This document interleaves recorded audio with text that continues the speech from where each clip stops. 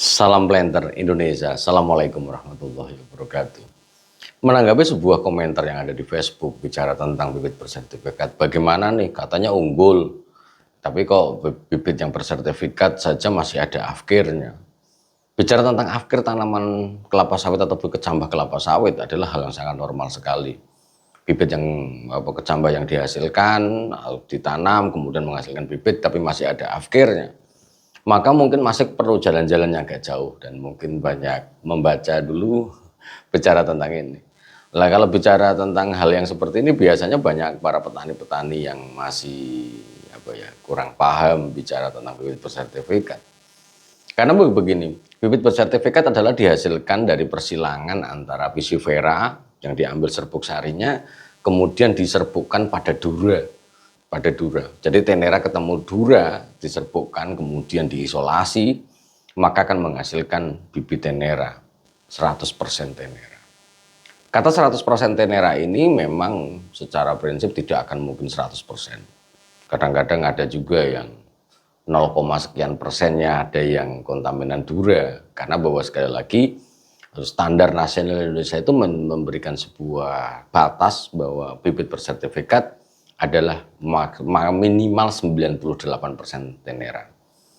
Nah, bicara tentang afkir, maka bibit atau kecambah yang dihasilkan merupakan persilangan.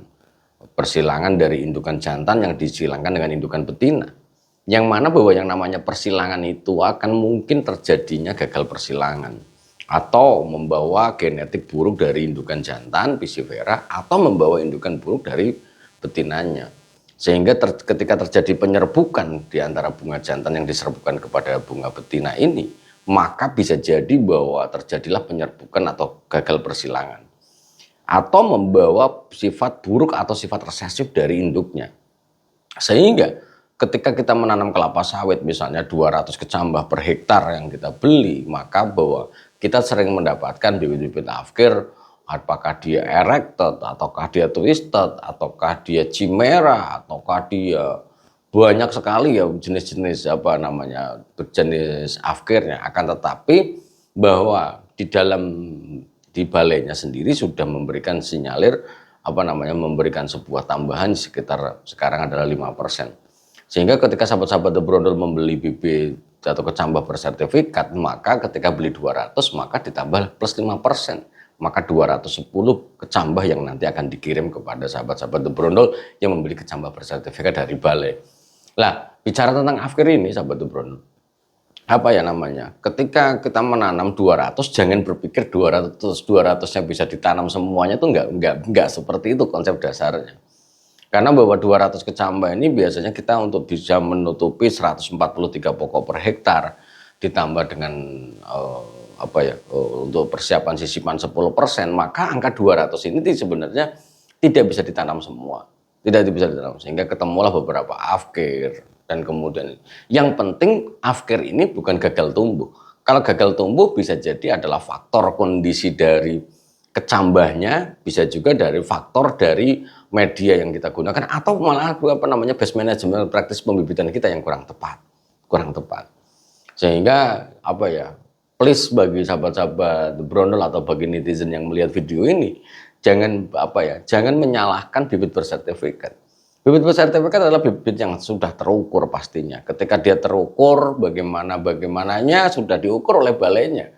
Sehingga kayak kemarin ada sebuah sahabat The Brondol bicara, Pak, ini saya nanam 400 butir tapi kok afkirnya kok sekitar 20 biji. Jadi 20 biji per 400 itu hanya 5%, Mas. Hanya 5%. Adalah yang ketika afkir 5% adalah angka yang sangat sedikit. Di PT saja kalau kita ngomong pre-nursery maka afkirnya sekitar di 5-6%. Kemudian sampai dengan siap tanam kita bisa afkir sampai 20%. 15-20%. Hal ini adalah sebenarnya untuk menjaga mutu ataupun kualitas dari bibit yang nanti akan kita tanam. Itu karena bahwa yang namanya bibit afkir itu bukan berarti dia tidak berbuah. Bukan berarti dia tidak berbuah, akan tetapi bibit afkir itu adalah bibit yang mengalami penyimpangan genetik dalam bentuk atau fisiknya itu sendiri. Ketika diusahakan mau ditanam, kalau dipaksakan ditanam bisa saja berbuah, akan tetapi tidak optimal. Maka yang namanya perusahaan adalah sangat ketat sekali di dalam afkir ini. Karena balik lagi, namanya perusahaan perkebunan swasta nasional di perkebunan kelapa sawit adalah bagaimana bisa mendapatkan produktivitas tanaman kelapa sawit. Di sisi lain adalah kalau dia punya pabrik kelapa sawit adalah bagaimana mendapatkan CPO. Kalau dia misalnya sahabat-sahabat Brunel berpikir bahwa ini hanya untuk menguntungkan apa namanya perusahaan dan sebagainya atau balainya saja sudah tidak, maka jangan kalau di dalam atau kalau belajar dari apa ya kemarin ada sebuah pengajian bersama apa namanya Quraish Shihab dan Gus Baha itu selalu katakan bagus banget. Jika memang tidak tahu tanya dan banyak belajar. Itu tapi jangan hanya ngomong tapi salah.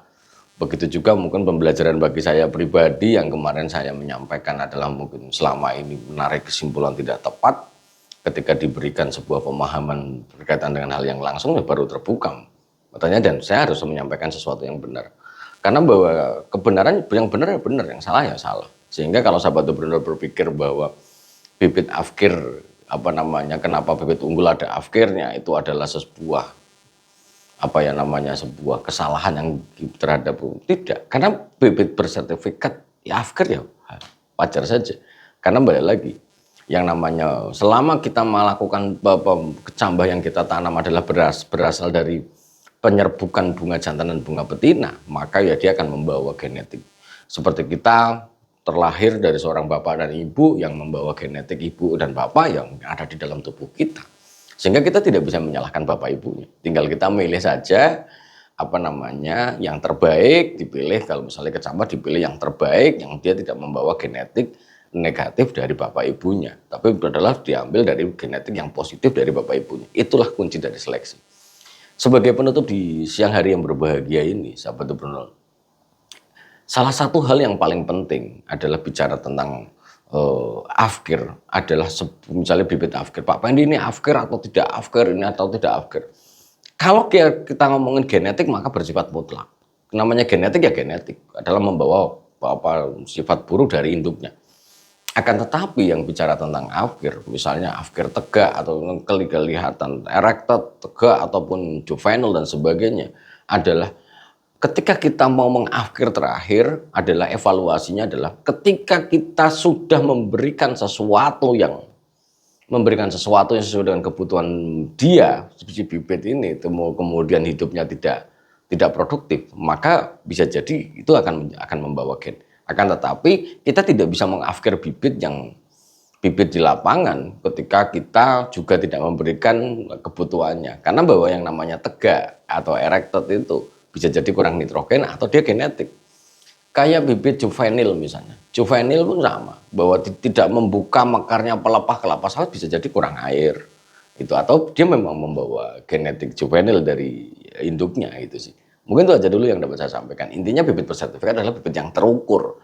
Jadi kalau sahabat-sahabat The Brunel menanam bibit bersertifikat kemudian kok banyak afkir, saya kira wajar-wajar saja. Tapi tidak banyak afkir banget itu tidak. Maksimum di angka 20-25% itu udah maksimal banget. Tapi kalau afkir sampai 50% ya tidak ada. Semoga bermanfaat bagi sahabat-sahabat The Brunel semuanya dan salam planter Indonesia. Assalamualaikum warahmatullahi wabarakatuh.